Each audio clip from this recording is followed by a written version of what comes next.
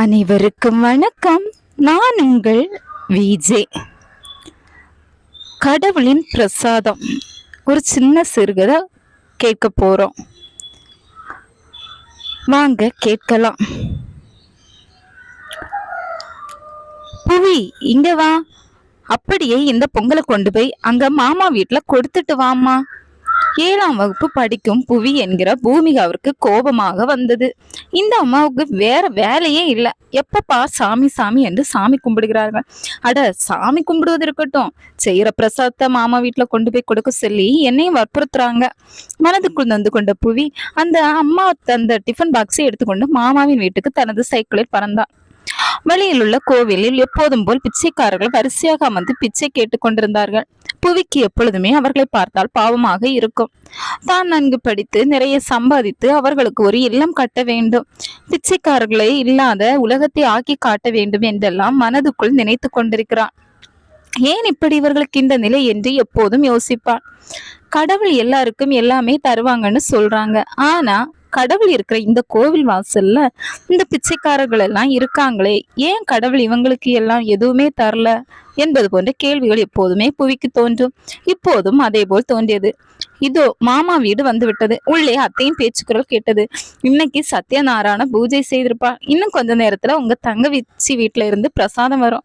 தினமும் எதே வேலையா போச்சு, வேண்டாம்னு சொன்னாலும் கேட்க மாட்டேங்கிறான். நாமளும் இங்க வக்கனையா செஞ்சு சாப்பிட்டு தான் இருக்கோம். நல்லா அண்ணன் பாசம். ஊர்ல இல்லாத அண்ணன் வந்தா நீங்களே கொட்டிக்கோங்க. போன வாரம் நாம வெளியே போனதால் அவள் கொடுத்ததை கீழே தான் கொட்டினோம். இதை போய் சொல்ல முடியுமா அவகிட்ட? புவிக்கு மனசு உடைந்து போனது. என்ன இவர்கள் இப்படி இருக்கிறார்கள்? அம்மா எவ்வளவு நம்பிக்கையுடன் அண்ணனுக்காக தான் செய்த பிரசாதத்தை தந்து விடுகிறார்கள். ஆனால் அத்தை ஏன் இப்படி பேசுகிறார்கள்? எதற்கோ கதவை திறந்த அத்தை புவியை பார்த்ததும் துணுக்குற்றான். இருந்தாலும் எதுவும் தெரியாதது போல், வா புவி, வந்து நிறைய நேரம் ஆச்சா? நீ பிரசாதம் எடுத்துட்டு வருவேன்னு இப்பதான் சொல்லிட்டு இருந்தேன். வா வா, உங்க மாமா பசியோட இருக்கிறார். உங்க அம்மாவுடைய கைமணமே தனிதான். சொல்லிக்கொண்டே புவியிடமிருந்து டிஃபன் பாக்ஸை வாங்கி கொண்டாள் அத்தை. எப்படி இப்படியெல்லாம் மாற்றி பேசுகிறார்கள்? புவி உள்ளே மாவாவை பார்த்து காய் சொல்லிவிட்டு திரும்பி பார்க்காமல் நடைய கட்டினான். உள்ளே அத்தை சொல்வது கேட்டது காதுகளில். என்ன இந்த பொண்ணு இன்னைக்கு இப்படி வேகமாக போறா? இது நடந்து சில நாட்கள் கழித்து வந்தது கந்த சஷ்டி பெருவிழா.